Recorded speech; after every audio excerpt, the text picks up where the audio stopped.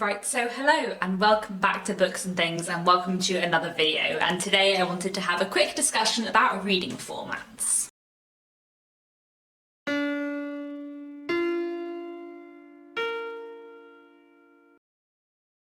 So a few weeks ago, possibly a few months ago now, someone commented on my channel and asked if I would make a video about audiobooks and my experience listening to audiobooks.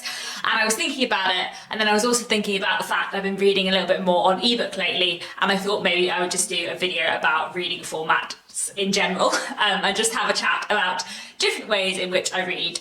So I'm mostly going to talk about like reading in physical form, reading ebooks and reading audiobooks. I think that's probably all I'm going to cover today, but I thought it might be a slightly interesting video, hopefully. Let's just get straight into it. So I would say that my main default reading is still in physical format. If I think about reading, I'm thinking about reading a book physically, and the majority of reading I do probably, or at least like the biggest proportion of my reading is done in physical form.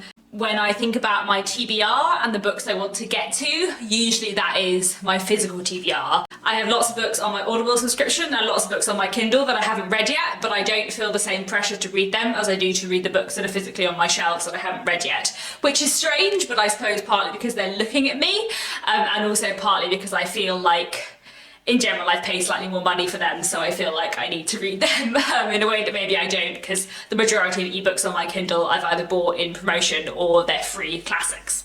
But let's start off with talking about physical format books, because that is, as I said, how I usually read. So there are like several different kinds of formats of physical books, I guess. In general, I prefer a paperback, a B format paperback. That's what this size is called. There is also such a thing as an A format paperback, which is a little bit smaller. These aren't very common in the UK. They're much more common in the US, I believe. Probably in the UK, if it's a paperback, it's usually this size, B format, which is my favourite. There are a number of reasons why I prefer reading physical copies and why I prefer reading paperbacks, partly just because I like the act of reading, like I enjoy flipping through pages and turning the pages. Also because the way I read, which I'll talk about a little bit later too, but if you ever watch one of my reading vlogs, you will notice that as I read, I go down the lines with a bookmark, which I've always done for nearly as long as I can remember. I have astigmatism, which means that sometimes my eyes struggle to focus on things. The glasses I now wear are better at adapting to that, but that wasn't the case for a long time. I didn't wear glasses until I was sort of 21, 22, so I just got into the habit of reading with a bookmark or a ruler going down the lines to make sure that I always knew what line I was on, otherwise all the lines kind of squidged together a little bit in my head. So I've always done that, and I think it makes my reading slightly faster and also means that I have a better, more accurate reading experience for me. And that is something that's much easier to do in physical format, especially now that the majority of e-readers are touchscreen only. So if you try and read down the lines of the bookmark, you just end up inadvertently turning the page. So that's one reason why I prefer reading in physical format. And also, I think, like I said, I like the physical act of turning the pages, but I also like books as physical objects. Obviously, I love reading for reading's sake, but I also really love having a big wall of books behind me because books are really pretty and I like to look at them, and I get great satisfaction at just looking at a collection of books that I love, which is also actually one of the reasons why I'm someone who has a relatively small TBR, and the majority of books that are on my shelves are books that I've read, because I really like just looking at books and thinking I read that and it was great and now it's there on my shelf. I always enjoy that. I prefer B format paperbacks, or paperbacks in general, because they are a bit easier to read, they're less heavy, they're a bit floppier, and it is easier to break the spine. I am someone who breaks the spines on all of my books really, really badly. Like every book I have that I've read in physical form will just have a little break at every few pages, which I know not everybody likes, but I have always done that, and I find it's just much easier to read if you can lay a book fairly flat. That for me just works much better, so I always do that, and one of the reasons why I quite like B formats is because they do break easily. Also, I feel like they are the right size. As someone who, until the last year, where I've been working from home, previous to that, I did so much of my reading on the train, and having a paperback that I could put in my bag that wasn't heavy, that was not easy to damage was something that I always really enjoyed, and that I've always really valued. So paperbacks are definitely still my like go-to thing. I don't tend to buy hardbacks unless it's a book that I'm so excited for that I can't wait for the paperback to come out. Typically, I would always rather read a paperback. The one kind of exception for me to the paperback ruling is these little editions of classics, the Pam Macmillan Collector's Library. These are hardback editions. They're really pretty, but they're also very small. So I've never really minded these because they are just much smaller, so that means that, you know, they're easier to take in my bag, they're easier to read, they're not as heavy as big hardbacks. So I do really like these editions, but in general, I'd rather read a paperback than a hardback. And in fact, hardbacks of more typical sizes do vary in size a bit. So there's such a thing as a royal hardback, which is the biggest kind, and there's also such a thing as a demi hardback, which is a little bit smaller. I really like a demi hardback myself. I feel like they're much prettier and they're easier to read because they're just that little bit smaller and that little bit less heavy. So in general, if I'm going to buy a hardback, I would rather it be a slightly smaller one. You almost never get a book that is produced in both demi and royal hardback. It depends on the book a lot. So I also find it really interesting in bookshops or looking around, seeing which hardbacks have been made in demi format and which have been made in royal format. As I mentioned before, I work in publishing and I'm like there when we make these decisions about books, so it's always really, really interesting. One of the other reasons why I prefer paperbacks to hardbacks is, as I said, because of that astigmatism thing. I would rather have all the words closer together and the lines less wide. Like, I don't necessarily need bigger font, but if the words are closer together, I'm less likely to lose my place in the words, if you see what I mean. Whereas sometimes in a hardback, where the text is much bigger and the lines are much wider, I just find it slightly harder to read. So that's another reason why I do tend to prefer paperbacks too. I also do struggle with the fact that hardbacks are sort of easier to damage. As I mentioned, I'm quite a tough reader of my books. I break all the spines and, you know, I'm not like super careful with my books always. My books do not look pristine, they look like they've been read, but I don't want to tear jackets of hardbacks because they are often really pretty, but it is very easy to do. So I almost always take off the jacket of a hardback while I'm reading it, and just read it, you know, with the bare bones, as it were. So, you know, I'll be reading it. I haven't actually looked underneath this yet. Which is very pretty. Anyway, I will be reading it like this, not with the jacket on, because often just for me, if I don't take the jacket off, I just know that I'm going to tear it, especially in the olden days when I used to get the train to work every day. But the likelihood of a hardback getting damaged in my bag was pretty high. Next, I wanted to talk a little bit about ebooks. I have a very complicated relationship with ebooks. As I mentioned earlier, when I read books in physical form, I read with a bookmark going down the lines, underlining each line so that I can see where I'm up to, and that's something that really helps me when reading, especially because of the astigmatism thing. But I can't do that on my Kindle because my Kindle is a touchscreen. I used to have a different Kindle, which wasn't a touchscreen, where I could do that, but then that Kindle broke and they had discontinued that, so now my Kindle is a touchscreen. So I don't do that on my Kindle, I just can't. So what I do tend to do is make my font pretty big. I mean, it's not massive, but it's not tiny, like it's bigger than the font is in most of the books I'm reading. And then I also tend to go down the line with my finger while I'm reading, so I know where I am up to as well, which usually works fairly well for me. I don't read masses of ebooks, though I have certainly read more ebooks in the last year, because often I go and get things out of the library, and then for the last year libraries have been closed a lot of the time due to pandemic restrictions, so I've been reading a lot more on my ebook kind of in place of that. I would say that I read by whim much more on ebook.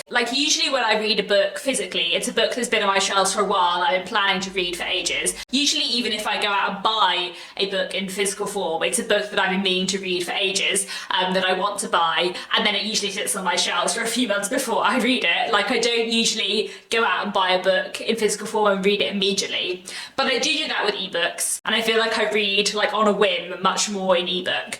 And actually for the last year I found myself using ebooks in the way I would have used the library, where, you know, when I would have previously just gone to the library and picked up something I wanted to read because I felt like it, or for a particular readathon, or a particular buddy read, you know, something that I hadn't been planning and reading in advance, but I've decided I'm going to read read this month. That's the kind of thing I'd have gone to the library for, but this year I have been using e-readers a lot more for it. Another thing I use my Kindle for a lot is classics, both in print and out of print classics. You can get a lot of classics for free on your Kindle or e-reader, and I do use my Kindle quite a lot to read classics this way, especially out of print classics that I can't get anywhere else. I've read a lot of books on my Kindle that are just not available in any other way to me. I do try often to get classics out of the library instead, where possible, because I feel like I enjoy the reading experience slightly more when I'm reading them in physical form, but often I do end up reading them on my Kindle. Another thing that I haven't mentioned that I use my Kindle for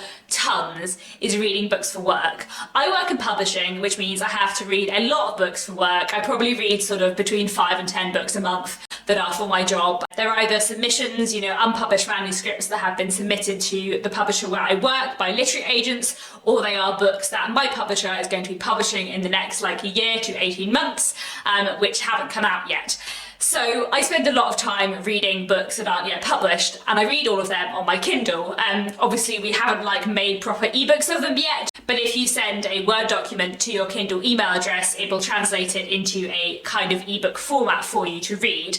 So I read a lot of stuff for work on my Kindle, which I think has changed my relationship with just regular ebooks, because I'm so used to reading stuff for work on my Kindle where I'm reading things in a very different, critical, editorial way. I'm an assistant editor where I work. When I'm reading a book on my Kindle for work, I'm either thinking, how do we publish this? Is this something right for our list? Or how do I need to make this better? What do we need to edit about this? So if I'm reading something for work on my Kindle, I'm always in editing mode, which I think means that when I read other stuff on my Kindle, I'm more critical of it, because it doesn't feel like a finished product in the same way that a physical book does, because I read so much stuff for work on my Kindle that isn't a finished product. However, I do feel like that has slightly lessened in the last year, because when we've been working from home, I've been reading more of my books for work just on my work laptop. One of the reasons why I have used my Kindle for books for work so often was because I was reading stuff for work while travelling to and from work on the train, which I'm not doing so much anymore. So I've been reading a bit more for work on my computer rather than my Kindle, and then I read more ebooks for fun on my Kindle. I feel like this has been very rambly and this video is already longer than I intended, so let's move on to audiobooks. I really love audiobooks. I've loved audiobooks for a long time.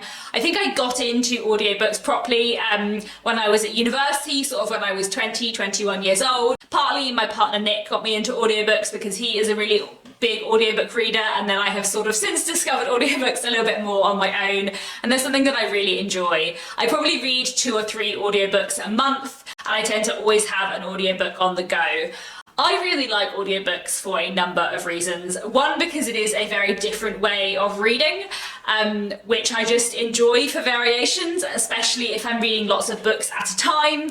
Also, reading on audiobook is something that you can combine with doing lots of other different things. So I often listen to audiobooks while I am cooking or cleaning or washing up.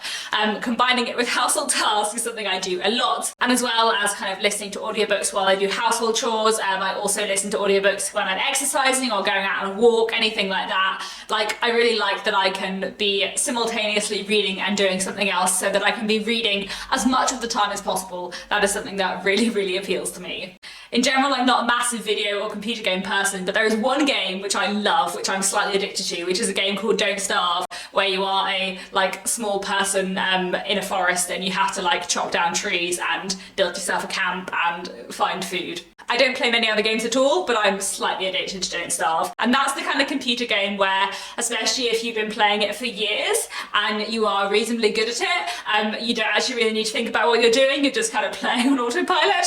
So I quite like to play that game and listen to audiobooks in the background, which may seem a bit weird, but that's something that I really, really enjoy doing. So I often listen to audiobooks while playing that or while doing household chores, and I like that you can combine audiobooks with doing other things, especially because I often feel like I don't have time to just sit and play a computer game. That's something I don't feel that I have time to do, and actually somehow if I'm listening to an audiobook while I'm doing it, I feel like I'm being productive. Basically, I'm not very good at relaxing, and if I'm listening to an audiobook while doing something, then I feel like I'm achieving something in a way that I wouldn't if I wasn't, which is weird. But anyway, Me and Nick also listen to some audiobooks together, which I really like. It's a slightly more sociable way of reading, and we've gone through quite a lot of audiobooks. Through this, we have a few series we're working through together, like the Jeeves and Wooster books and Agatha Christie's Poirot novels, which I really enjoy. So I listen to a lot of books through Audible, but I also listen to some books through Overdrive, which is a library audiobook service. So your local library probably has some kind of audiobook service. Mine uses Overdrive, and so I can get audiobooks out of the library that way, which I do use quite a lot too. They have a pretty good selection of audiobooks, though not very many new releases, but I often listen to backlist titles on audiobook through my library, which I really enjoy as well. There are a few particular things that I really like listening to on audiobook. I'm a big fan of rereading stuff on audiobook because I love rereading books, but it's something I don't always feel I can make time for. And somehow listening to something on audiobook rather than sitting down and reading it feels like an extra for me. Rereading something on audiobook is just really nice because it's a book you've read before, but you're getting a new experience of it. And there's something really nice about reading a book in a different way when you're rereading it. So that's something I really enjoy with audiobooks. I also quite enjoy listening to non-fiction on audiobook. I am not a massive reader of non-fiction. I read some, but not tons. And I do feel that if I read a non-fiction book on audiobook, I sometimes get slightly more out of it, or I find that I get to it a little bit faster, or I prioritise it a little bit better. You know, if I think of my favourite two non-fiction reads from last year, The Five by Hallie Rubenhold and Black and British by David Olusoga, both of them were books that I listened to on audiobook.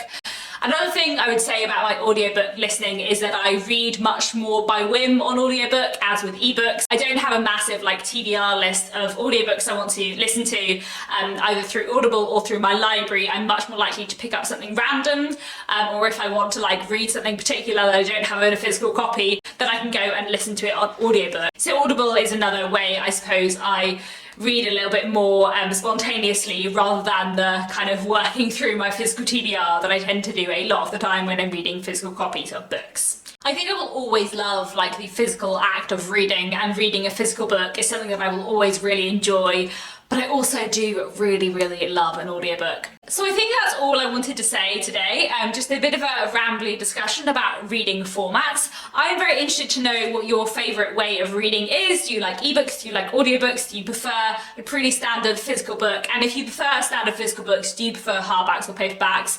What size of book do you prefer? I'm curious to know. And that's all. Thank you so much for watching. I hope you enjoyed this video.